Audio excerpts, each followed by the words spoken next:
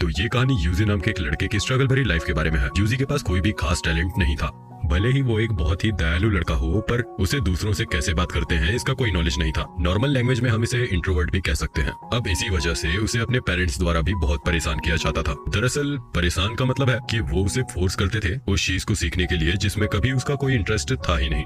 वो चाहते थे कि 16 की एज तक यूजी एक परफेक्ट सोल्जर बन जाए, लेकिन दूसरी तरफ वो ये भी जानते थे कि वो ऐसा नहीं कर सकता क्योंकि वो उसकी बहन काजुकी से बिल्कुल उल्टा है। दरअसल काजुकी उसकी बड़ी बहन है, साथ ही वो एक जीनियस है, इसीलिए यूजी उसे अवॉइड करना ही पसंद करता है। लेकिन दूसरी तरफ काजुकी उसके छोटे भाई यूजी का पूरा ध्यान रखती थी। वो हमेशा उसके साथ टाइम स्पेंड करना पसंद करती थी। वो दोनों साथ में कई खेल खेलते थे। साथ ही काजुकी यूजी को पेंटिंग बनाने के लिए भी मोटिवेट करती थी। लेकिन फिर भी यूजी की पेंटिंग कभी भी काजुकी जितनी अच्छी नहीं थी। पर फिर भी काजुकी यूजी को समझाती है कि आगे चलकर तुम्हारी भी सब जरूर तारीफ करेंगे।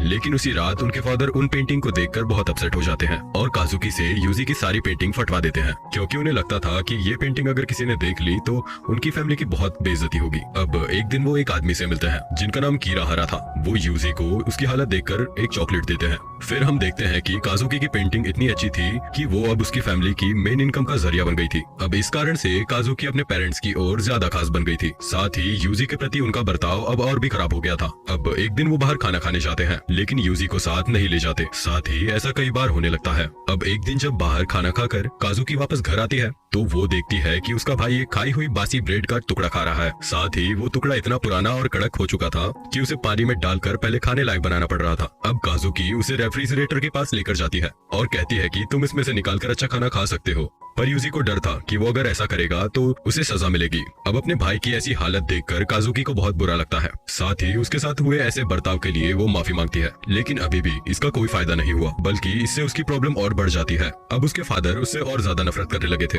साथ ही उसकी मदर भी उस पर बिल्कुल ध्यान नहीं देती थी। अब एक दिन यूजी काजुकी को बताता है कि आज उसने पहली बार दोस्त बनाया है। अब इस बात से काजुकी पहले तो खुश होती है, पर जब उसे पता चलता है कि वो दोस्त एक लड़की है तो वो थोड़ा जेलस फील करती है, क्योंकि उसे लगता है कि अब यूजी उस लड़की के साथ ज्यादा टाइम स्पेंड करेगा। लेकिन अब वो यूजी को इसके लिए मना कर देती है। साथ ही उससे कहती है कि अगली बार पहले उसकी परमिशन लेना, तभी किसी से दोस्ती करना। अब कुछ दिन बीत जाते हैं। हम देखते हैं कि काजुकी जो भी करना चाहती उसके पेरेंट्स उसके हर बात मान लेते। इस चीज के कारण यूजी अपनी बहन को बिल्कुल गार्ड की तरह मानता था, क्योंकि उसकी हर इच्छा कहते ही पूरी हो जाती थी। लेकिन अब एक दिन काजुकी बाहर किसी काम से गई थी। तभी कुछ घंटे बाद यूजी और उसके पेरेंट्स को यह खबर मिलती है कि शहर के किसी कार एक्सीडेंट में उसकी बेटी मारी गई। अब काजुकी के जाने के बाद उनकी फैमिली पर कई तरह की प्रॉब्लम्स आना स्टार्ट हो जाती हैं। साथ ही यूजी के डैड अब शराब भी पीने लगे थे और नशे के चलते वो यूजी और उसकी मदर को परेशान करने लगे थे और उन पर हाथ भी उठाने लगे थे। अब इस चीज से परेशान होकर यूजी की मदर उसे लेकर वहाँ से चली जाती है। अब यूजी और उसकी मदर साथ में ही एक नई लाइफ की शुरुआत करते हैं। यूजी की मदर हार्ड वर्क कर यूजी की हर एक जरूरत को पूरा करती है। साथ ही अब अपने डैड के साथ ना होने से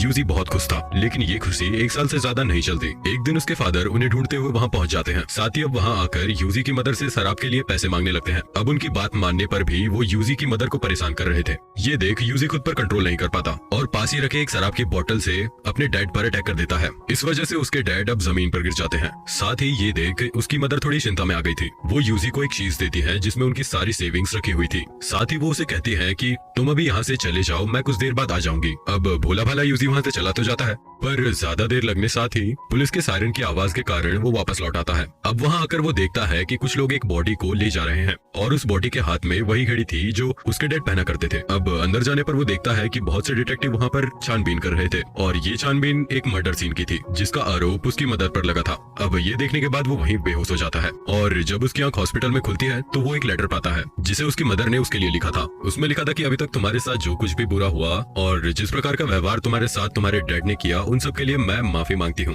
ये पढ़ने के बाद यूजी अपने आंसू रोक नहीं पाता और रोने लगता है। अब जब उसे हॉस्पिटल से जाने की परमिशन मिल जाती है तो बाहर निकलने पर उसे एक आदमी अडॉप्ट कर लेता है। यह आदमी वही कीराहारा था जिसने बहुत पहले यूजी को एक चॉकलेट दी थी। लेकिन अब इसके बाद भी यूजी का स्ट्रगल कम नहीं होता, बल्कि अब कीराहारा यूजी को एक विग पहनाता है जिससे वो एक लड़की की तरह लगे। अब वो विग बिल्कुल काजुकी की तरह थी, पर अब एक दिन एक आदमी उसे गलत तरह से छूने की कोशिश करता है, लेकिन यूजी उस आदमी को ही जान से मार देता है। अब जब ये बात कीराहारा को पता चलती है तो वो यूजी से बहुत इम्प्रेस होता है है। साथ ही अब वो यूजी की काबिलियत को समझते हुए उसे अपने ट्रेनिंग कैंप पर ले जाता है। वो यूजी को अपना टूल बनाना चाहता है। साथ ही यूजी भी उसके लिए तैयार था, क्योंकि यूजी का मानना था कि किराहरा ने उसे अडॉप्ट कर उस पर जो एहसान किया है उसका बदला वो इसी चीज से चुका सकता है। तो अब ट्रेनिंग कैंप के अंदर उसकी कई तरह की एबिलिटीज बाहर निकल कर आती है। अब इस वजह से वहाँ रहने वाले बाकी स्टूडेंट उसे पसंद नहीं करते और उसे बुली करना चालू कर देते हैं। लेकिन अब उन सब में एक लड़की भी थी जिसका नाम मर्लिन था। वो लड़की यूजी के घावों पर दवाई लगाती है, साथ ही उसे खाने के लिए अपना खाना भी देती है। अब इन सब चीजों से यूजी को ये यकीन हो गया था कि शायद ये वर्ल्ड इतना भी बुरा नहीं है जितना इसे देखा जाता है। अब इस सब के बाद वो टाइम आ जाता है जब उनका फाइनल टेस्ट होना था। इसमें उन्हें अपने सामने वाले ओपोनेंट को या तो खत्म करना था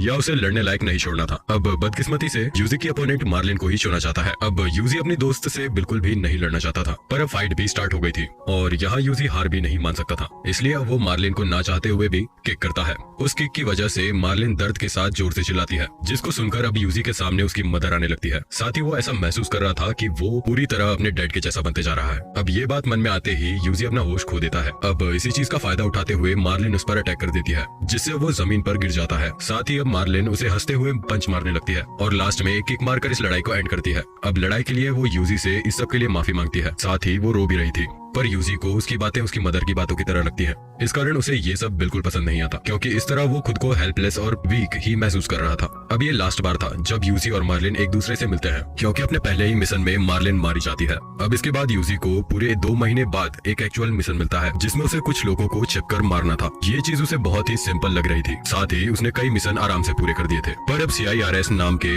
एक ऑर्गेनाइजर इन सभी केसेस की छानबीन शुरू कर देती है, पर उसे सिर्फ इतना ही पता चल रहा था कि इसके पीछे किसी मिस्टीरियस लड़के का हाथ है। पर अब एक दिन इस मिस्ट्री का अंत होता है जब एक घर में इन्वेस्टिगेशन करते हुए यूजी CIRS को मिल जाता है। अब एक लड़की जिसका नाम साको था वो यूजी को अपने साथ लेकर आती है, क्योंकि तब ऐसी सिचुएशन बनी थी जिससे ये साबित होता है कि यूजी एक विक्टिम है, ना कि एक कल्प्रिट। तो अब हम इसके आगे की स्टोरी आपको अगले वीडियो में बताएंगे। तब तक के लिए इस चैनल को जरूर सब्सक्राइब कर लीजिए और आपको ये एक्सप्लेनेशन कैसा लगा हमें कमेंट में जरूर बताइएगा।